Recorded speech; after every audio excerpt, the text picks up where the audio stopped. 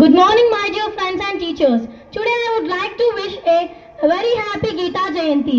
Today is the 5161st anniversary of Bhagavad Gita. We know people who celebrate their birthdays with great joy. But do you know people who celebrate the birthday of a song with a great joy? Do you know what is the song and who are those people? The song is Bhagavad Gita. Bhagavad Gita is a song sung by Supreme Almighty God Krishna, and the people who celebrate the birthday of the song are the devotees of Krishna. And the best way to celebrate the birthday of Gita is to humbly, sincerely study the teachers of Bhagavad Gita and make an honest attempt to apply those teachers in our lives, and also try to inspire others to read and follow the Bhagavad Gita. ప్రపంచంలో ఎక్కడ గ్రంథానికి birthday జరపడం అనేది ఉండదు, కానీ గీతకు మాత్రం celebrate చేస్తాం. అంటే అది డైరెక్ట్గా భగవంతుడి నుంచి వచ్చిన అమృతవాణి కాబట్టి అది ఎంతో పవిత్రమైనది. మార్గశిర మాసంలో శుక్లపక్ష ఏకాదశి రోజున గీతా జయంతి వచ్చింది. ఈసారి వైకుంఠ ఏకాదశి ముక్కోటి పండుగలను కూడా జరుపుకుంటున్నాం. మన భారతదేశంలో సంస్కృతి దేవీ సంస్కృతి, అది ఋషి సంస్కృతి. మన భారతదేశంలో మాసం పేర్లకి కూడా ఇంపార్టెన్స్ ఉంది. ఇది మార్గశిర మాసం అంటే మార్గంలో శిరము అంటే తల, దాని నుంచి వచ్చే ఆలోచనలు ఎన్నో. మార్గము అంటే మన థింకింగ్ కరెక్ట్ రూట్ చూపించే మాసం, అది మార్గశిర మాసం. కాబట్టి ఈరోజు గీతా జయంతి వచ్చింది. భగవద్గీతలో అన్ని హై పాజిటివ్ థింకింగ్కి రిలేటెడ్గా ఉంటాయి. మనలో ఒక హీలింగ్ పాజిటివ్ ఎనర్జీని క్రియేట్ చేసే శ్లోకాలు ఉన్నాయి. దీన్ని చదవడం వలన ఫ్యూచర్ రొటీన్ చక్కగా ఉంటుంది, మనకు మంచి బిహేవియర్ వస్తుంది, మనం డివైన్ పర్సనాలిటీగా మారుతాము. దీన్ని ఎవరైనా చదవచ్చు. చిన్న ఏజ్ నుంచి దీన్ని చదవటం వలన పర్సనాలిటీ డెవలప్మెంట్గా పనిచేస్తుంది. ఒకరోజు అరిస్టాటిల్ అలెగ్జాండర్తో అన్నాడట, భారతదేశానికి దండయాత్రకు వెళ్ళొద్దు, అయినా వెళ్ళావు కదా, ఎలాగో వెళ్ళావు కాబట్టి తిరిగి వచ్చేటప్పుడు నా గురించి ఒక 5 వస్తువులను తీసుకురా అని అన్నాడట.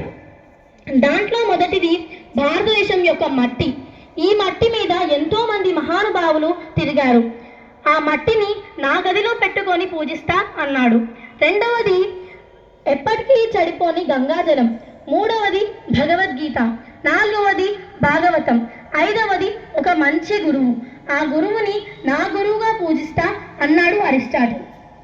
ఈ రోజుల్లో సొసైటీ పాడవడానికి రీజన్ మోరల్స్ లేకపోవడం, బిహేవియర్ బాగలేకపోవడం, బ్యాడ్కి అట్రాక్ట్ అవ్వడం, స్వార్థం. పేపర్లో న్యూస్లో అన్ని ఇలాంటివే విషయాలు చదువుతున్నాం. ఎవ్రీ కంట్రీకి ఒక కాన్సెప్ట్ ఉంటుంది, దాన్నే యూఎస్పీ అంటారు. బిజినెస్కే కాదు కంట్రీకి కూడా కాన్సెప్ట్ ఉంటుంది. మన యూఎస్పీ ఏంటంటే కాన్సెప్ట్ మన స్పిరిచువాలిటీ. ఈ కాన్సెప్ట్ నుంచి బయటికి వచ్చేస్తే పీస్ అనేది ఉండదు.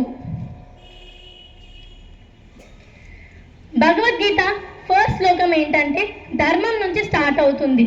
ధర్మం అనే వర్డ్ నుంచి వస్తుంది. ధర్మ క్షేత్రే ధర్మ. క్షేత్రే అంటే ప్లేస్. మనం ఏ ప్లేస్లో ఉంటే ఆ ప్లేస్లో ధర్మం అనేది ఆచరించాలి.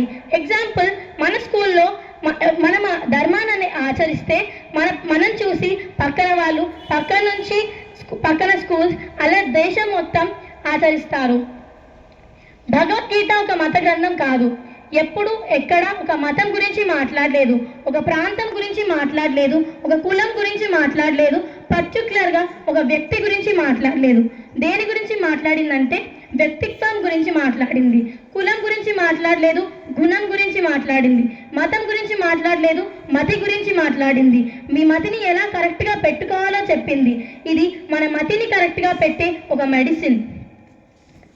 Albert Einstein, Aurobindo, Mahatma Gandhi, Swami Vivekananda, Sarvepalli Radhakrishnan, Annie Besant, ఇలా ఎంతో మంది ఫేమస్ పర్సనాలిటీస్ భగవద్గీతను ఇన్ఫ్లుయెన్స్ అయి ఫాలో అయ్యారు.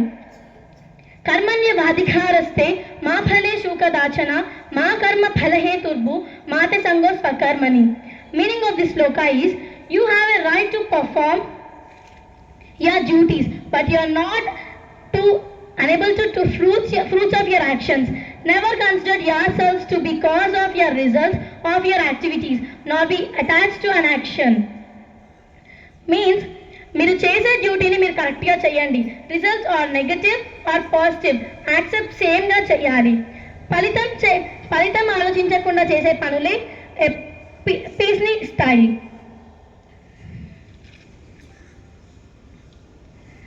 అలాగే మనమందరం కూడా మన స్కూల్లో చెప్తున్న భగవద్గీత వాల్యూ తెలుసుకొని కరెక్ట్గా నేర్చుకొని ఈ అవకాశాన్ని యూటిలైజ్ చేసుకుందాం.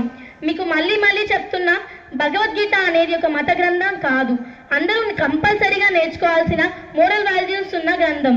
హరే కృష్ణ.